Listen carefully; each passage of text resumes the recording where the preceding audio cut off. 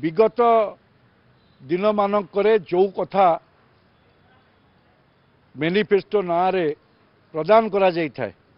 ताहा संकल्प रूपे भारतीय जनता पार्टी ग्रहण करता एवं सही संकल्प को मोदी ग्यारंटी रूप से तार विगत दिनर संकल्प को पालन करिसेंती। से महाप्रभु रामचंद्र कथा हो श्रीराम चंद्र मंदिर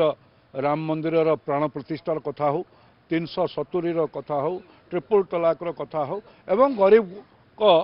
विकास कथा हो ये समस्त कथा को पूरण करिसेंती देशवासी आस्थाभाजन होइछंती। चलित वर्ष संकल्प पत्र आज जो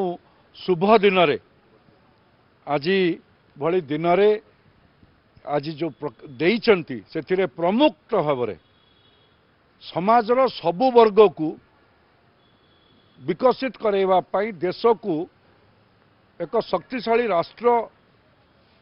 रे परिणत करबा पई ये संकल्प पत्र रे समस्त प्रकार व्यवस्था एवं प्रतिश्रुति देइछंती। ये मोदी ग्यारंटीर कथा अच्छी एथिरे विशेष करी जो चारोटी वर्ग कथा तांकु शक्तिशाली करबा पई जो फोकस करछंती सेथिरे चाषी मानकर कथा एवं नारी शक्ति महिला मानकर कथा युवक मानकर कथा एवं विशेष करी गरीब मानक कथा पाई जो कल्याण जो कार्यक्रम सबू देइछंती विगत दिन रे ता प्रमाणित होइछि। 25 कोटी गरीब लोकंकर जीवन धारण मान उन्नत होइछि एवं गरीब रु से ऊपर को उठिछंती किंतु सेमानंकु पुनर्बार से गरीब रो खाई को न जानतु